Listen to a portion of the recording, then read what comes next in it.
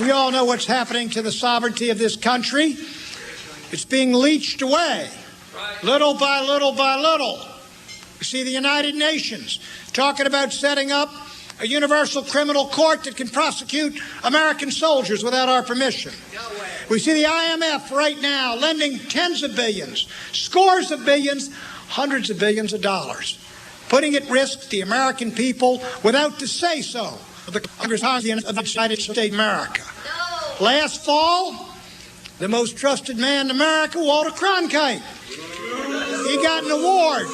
He got an award from the World Federalist Association.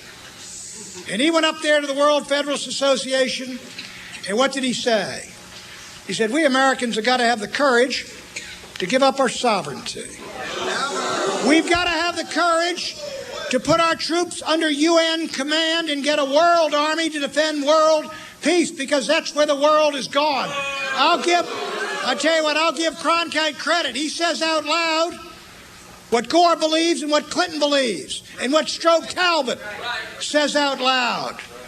Now, what is this new world order all about?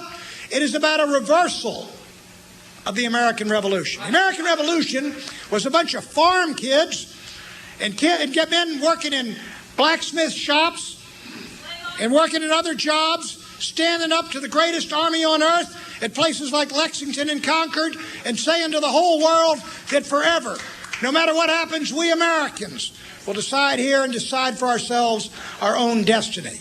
The New World Order is the reversal, the overturning of that revolution. That's what the end goal is. America's a rich province, part of their New World Order. But I give you my word, if ever I stand up on that east wing of the Capitol and take my oath as President of the United States, when my hand goes up, their New World Order comes crashing down.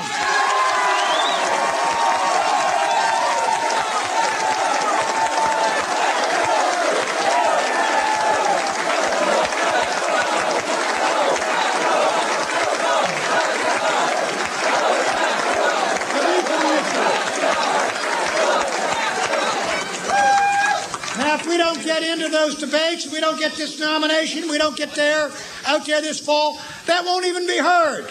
The things we believe in, the things we care about. If this is a democracy, if it's a democratic republic, I don't say we shouldn't hear what Clinton's got to say, but what about what we believe? You got two Xerox copies up there in Bush and Gore, the two of them. Poll-tested mush. That's what they got. Poll-tested mush. That's all they got. They got there. He'll ask those advisors. He said, what does the focus group say? How we should handle that? What do the consultants say? Have you poll tested this? And by the way, who's the Prime Minister of Estonia, in case they ask me? That's why they both sound alike at the end of the campaign. They got the same kind of pollsters, consultants, focus groups, all telling them both the same thing. And the Washington Post and New York Times saying, you can't talk about immigration, you can't talk about sovereignty, you can't talk about China because everybody's supposed to agree on that. What they don't understand is we don't agree. That's what's causing people to come from all over into this Reform Party. It's because we don't agree and we want a voice. And we tell you, we're going to get in those debates.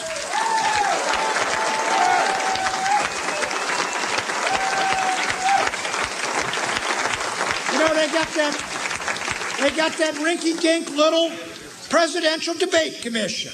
It's chaired by one Democratic ex-chairman of the party, who's a lobbyist, and the other chairman is Frank Fahrenkopf, an old friend of mine, who used to be chairman of the Republican Party, and he now is $1 million a year lobbyist for the Nevada gambling industry. And those two guys, those two political hacks, are the ones telling us we can't be part of a national debate that decides the presidency of the United States.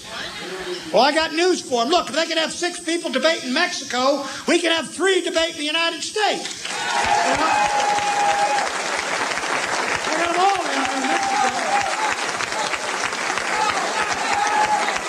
They're not going to keep us out.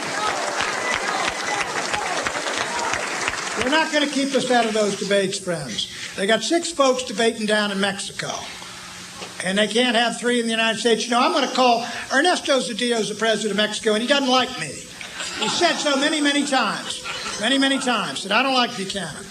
But I tell you this, they got 6 people in the debate stand there. I'm going to call Zedillo and ask him if he'll send some observers up to make sure the Americans conduct a fair election this fall.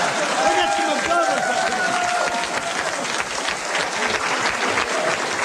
Well, listen, I can see this lady looking at her clock and looking at me. I can see I'm running up on my 20-minute deadline here. We got 2. 2? Okay. Well, why don't we get the folks lining up to ask some questions here? How many minutes you going to give me for the questions? 20 for the questions? Okay. We'll get ready to do those questions. But listen, this is a wonderful turnout here. It is a terrific turnout. We've been going out here in California, around the country. They get larger and larger. John, Charles can both tell you. We get out to these places, the turnouts get larger and larger. The energy is building. We're going to build this to a crescendo. We're going to come out of there united out of Long Beach. We're going to have a united party in Long Beach. And then we're going to go all the way into those debates, all the way to November. We'll get up there when I raise my hand to take that oath of office, as I told those folks in Ames, Iowa. I promise you, the first thing I do, I'll turn to Bill Clinton and say, I'm President, sir, and I'm the Chief Law Enforcement Officer. And you have a right to remain silent.